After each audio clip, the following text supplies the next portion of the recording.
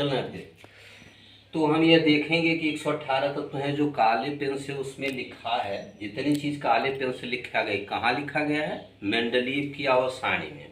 Mendeleev क्या थे? Mendeleev एक वैज्ञानिक थे जिन्होंने चार्ट को बनाया है। कौन सा चार्ट बनाए हैं? केमिस्ट्री का चार्ट बनाया है। तो उसमें जितने काले से लिखा गया वो सब क्या है? धातुएं हैं। अब हम यह चर्चा करेंगे कि ये धातुएं क्या हैं। तो धातुएं क्या हैं इसके बारे में हम बच्चों को या आप लोगों को यह बताने की कोशिश करेंगे कि वे तत्व जो अपने नाभिक से इलेक्ट्रॉन को मुक्त करता है। क्या मुक्त करता है? इलेक्ट्रॉन को मुक्त करता है। तो उसके नाभिक में जो इलेक्ट्रॉन हो जाएंगे, क्या हो जाएंगे? कम हो जाएंगे।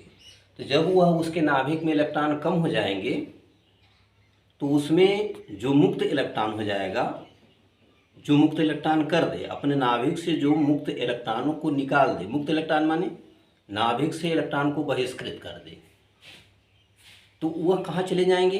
वो बाहर अपने अपने कक्षकों में चक्कर करेंगे। तो वही हमारा धातु है। तो धातु में ये तत्व हैं जो अपने नाभिक से इलेक्ट्रॉन को मुक्त करती हैं। जैसे मान लीजिए कि हमने क्या बनाया, बना दिया कि मान लीजिए कि हमारा ये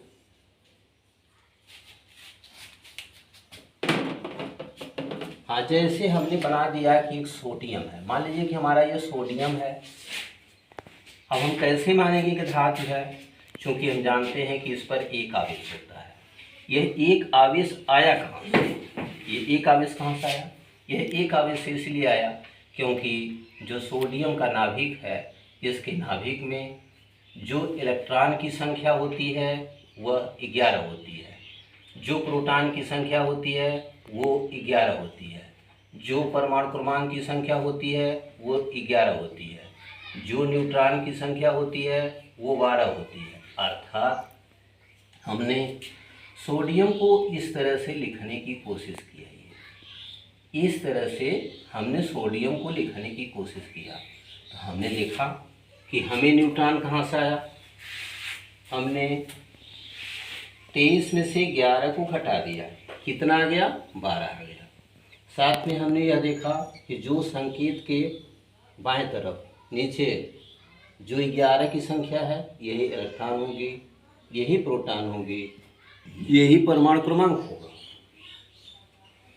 तो हमें मालूम चल गया कि जो यह 11 है, तो 11 जब इसको हम कोष में बदलेंगे, जो ये 11 हम लिख रहे हैं, तो जो भी कोष होते हैं, कोष क्या है?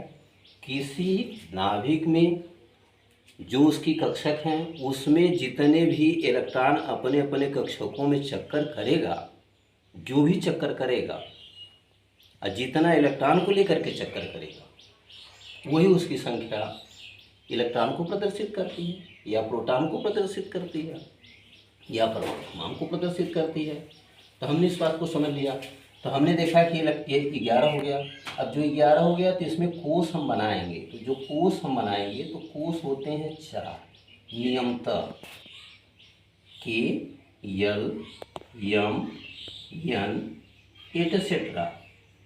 तो जब इसको हम एटसेट्रा, ये जब एटसेट्रा वाले पॉइंट पर जाते हैं तो हायर क्लास में जाते हैं। एटसेट्रा पॉइंट पर जब हम विचार करेंगे तो हमारा हायर पॉइंट में है। तो हमने के में जब इलेक्ट्रॉन को दर्शाया तो इसमें हम जानते हैं कि 2 ही इलेक्ट्रॉन रहेगा। हम ये जानते हैं कि 8 इलेक्ट्रॉन रहेगा। हम जानेंगे कि इसमें 1 इलेक्ट्रॉन हो जाएगा। तो हम जोड़ेंगे, तो हम जोड़ रहे हैं तो देख रहे हैं कि 8 2 10 और 1 ही 11। चाहे किधर तरफ से, चाहे बाएं से आप जोड़िए चाहे दाहिने से जोड़िए, संख्या उसकी 11 ही होगी। इस बात को आप जोड़ करके देख भी सकते हैं। जैसे 2 8 10 1 11, इधर जोड़ रहे हैं 9 1 10 या 1 8 9 और 9 2 11। तो यही जो बाहरी कोष है, यह बाहरी कोष में अपने इलेक्ट्रॉन को या बहिष्कृत कर देगा। जब ये बहिष्कृत कर देगा तो इस चीज़ को हम ऐसे भी लिख सकते हैं, यन ने 1 इलेक्ट्रॉन का ये बहिष्कार किया। जो बहिष्कार किया तो इस पर एक आवेश हो गया। कहने का मतलब इसको हम सोडियम आयन बोलेंगे। और ये हमारा क्या है? ये सोडियम का संकेत है। अब इसमें हम देख रहे हैं कि E बराबर हमारा कितना मिल गया? 11 है। और इसमें अगर ई बराबर निकाल रहे हैं तो कितना हुआ, 10 हुआ। 10 इसलिए हुआ क्योंकि एक कम हो गया। तो जो एक कम हुआ तो हमें मालूम चल गया कि एक इलेक्ट्रॉन को दे रहा है, जिसको इस प्रकार से हम निर्देशित कर सकते हैं, बता सकते हैं, समझा सकते हैं, समझ सकते हैं, जान सकते हैं अपने को। दूसरी बात, जब हम कोष पर चर्चा कर रहे हैं, जैसे किसी चीज़ को हम कोष न समझ पाए, कोष क्या है, तो कोष पर हम चर्चा करेंगे। इसके बारे में हम चलेंगे बोहर के मॉडल में चलेंगे। तो जो वैज्ञानिक बोहर हैं, इनके दो नाम हैं किताब में। इनका नाम नील्स बोहर लिखा है, जिसकी अंग्रेजी BOHAR है। तो मिला क्या, बोहर।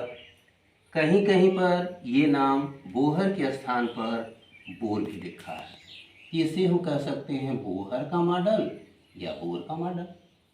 इसे हम बोहर का मॉडल या बोर का मॉडल कह सकते हैं। तो मॉडल में क्या नज़र आया, कि जो नज़र आया इसमें बोर का मॉडल या बोहर का मॉडल, दोनों एक है। तो इन्होंने बताया, क्या बताए, इन्होंने बताया कि जो यह कक्षकें होती हैं के, एल, एम, एन, ये आपके 10th लेवल तक या माध्यमिक लेवल तक यहाँ तक बताया जाता है। इसके बाद आगे क्लास में जाएंगे तो 17 पॉइंट हो जाएगा। इसमें इन्होंने बताया, जो पहला नियम इन्होंने बताया कि कोष में इसमें इलेक्ट्रॉन भरेंगे 2 गुणे 1 का वर्ग। तो कितना आया, 2 आया। क्योंकि हम जानते हैं कि 1 का गुणा जब 2 में करेंगे, इस चीज़ को हम 2 बार लिखेंगे तो 1 ही आएगा, और उसका हम गुणा कर देंगे तो 2 आ जाएगा।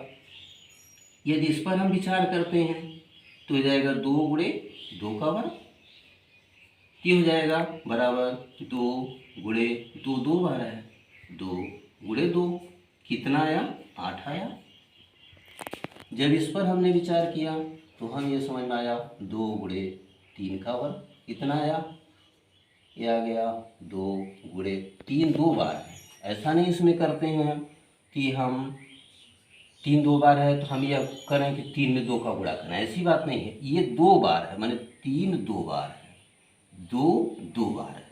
तो 3 अगर 2 बार है तो हम लिख दिए 3 गुणे 3, तो कितना जाएगा, ये 18 आ जाएगा। आप गुणा कर लीजिए, देख लीजिए, 2 3 6 और 6 3 18। इधर से भी आप कर रहे हैं तो 3 3 9, 9 दूनी 18। हर दशा में किसी तरफ से, चाहे राइट पैर से आप गुणा करेंगे चाहे लेफ्ट पैर से गुणा करेंगे, वैल्यू दोनों आएगी, एक सेम आएगी। और यन कोष में हम चल रहे हैं तो इसका हो जाएगा 2 गुणे 4 का वर्ग हो जाएगा, तो हो जाएगा 2 गुणे 4 बराबर कितना आ जाएगा, 32 आ जाएगा। तो अगर हम यह देख रहे हैं कि हम सोडियम पर जब विचार करते हैं कि एक ही इलेक्ट्रॉन क्यों त्यागेगा, इसलिए एक इलेक्ट्रॉन त्यागेगा क्योंकि इसके बाहरी कोष में जो है, यम कोष में 1 इलेक्ट्रॉन है, यही दे देगा। तो दे दिया तो क्या बचा, 8 2 10, तो कितना बचा, 10 हो गया। उस तरह से जब होल इलेक्ट्रॉन को जोड़ रहे हैं तो 2 8 10 1 11 या 1 8 1 9 2 11